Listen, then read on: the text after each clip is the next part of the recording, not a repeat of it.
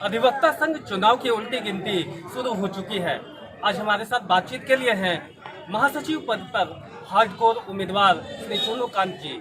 हम सबसे पहले जानना चाहेंगे कि पिछले टर्म में क्या कुछ ऐसा आपने किया है जो अधिवक्तागण आपको वोट दे इस बार। देखिए, अधिवक्तागण को याद रखने की जो सबसे बड़ी चीज़ हम उसको मानते हैं वो है कोरोना के पीरियड में अधिवक्ताओं का स्नेह, अधिवक्ताओं का समर्पण अपने साथियों के प्रति, और मेरा जो साथ दिया है वो मैं अपने पूरी ज़िंदगी उसको नहीं भूल सकता। जिस अंदाज में अधिवक्ताओं ने मदद किया अपने ज़रूरतमंद साथियों के लिए, मेरे जीवन में वो पल जो है उसको हम कह सकते हैं कि वो अविस्मरणीय है, कभी भूला नहीं जा सकता।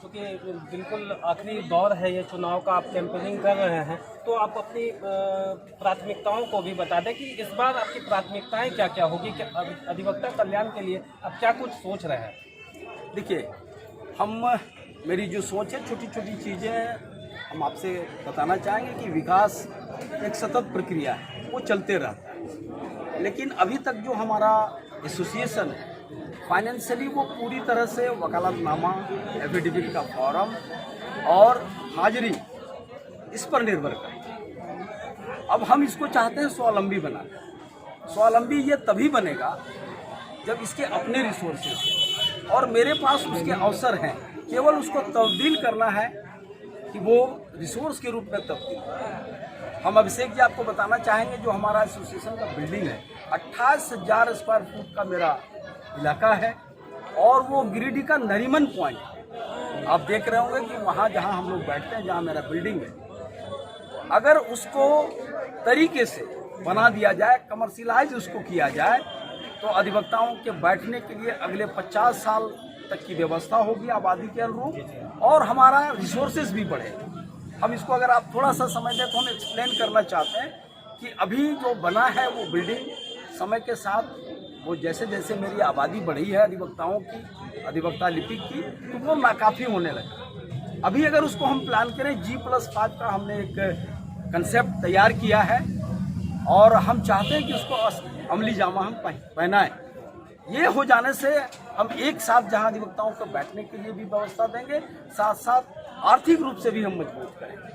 कोई भी योजना हम कल्याणकारी चलाएंगे तो धन के बिना नहीं हो सकता। धन का एक बड़ा योगदान होता है और धन मेरे लिए वहाँ से हमको मिल सकता है। हमने G+5 का जिक्र इसलिए किया कि ग्राउंड फ्लोर में अगर हम पार्किंग की व्यवस्था करें और 5 फ्लोर, चूँकि ये नगर निगम का इलाका है, तो 5 फ्लोर में हम 2 फ्लोर अगर हम दे देते हैं अधिवक्ताओं के लिए, जिसमें एक फ्लोर हम चाहते हैं कि कॉमन हॉल हो, दूसरे फ्लोर पे हम उनके लिए केबिन की व्यवस्था करें। जो सीनियर लॉयर्स हैं फर्स्ट कम फर्स्ट सर्व के हिसाब से जो चाहेंगे वो रेंट देंगे, वो लें, और बाकी 3 फ्लोर हम पूरी तरह से उसको कमर्शियलाइज करना चाहते हैं। वहाँ पर बैंक के ऑफिस हो सकते हैं, रेस्तरां हो सकते हैं, बड़े बड़े कंपनियों का दफ्तर हो सकता है, और वो जो इलाका है वहाँ पर न्यूनतम अगर अभी भाड़ा होगा, आप किसी दूसरे को देखेंगे तो 50 से 100 रुपये स्क्वायर फुट में वो जगह नहीं मिलेगी। आप अनुमान लगा लीजिए, उतना बड़ा भूखंड अगर हम उसको कमर्शियल रूप में यूज करते हैं तो एक बड़ा रिसोर्सेस हमारे लिए आ सकता है। और हम आपके चैनल के माध्यम से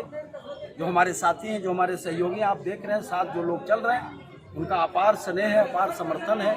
हम हमेशा से उनके शुक्रगुजार हैं। अगर मेरे इस मिशन में उनका साथ मिलता है, उनका आशीर्वाद मिलता है, तो निस्संदेह गिरिडीह का अधिवक्ता बिल्डिंग जो है वो झारखंड का एक नायाब नमूना होगा, ये मेरा दृढ़ विश्वास है। युवाओं की काफ़ी तादाद बढ़ती जा रही है।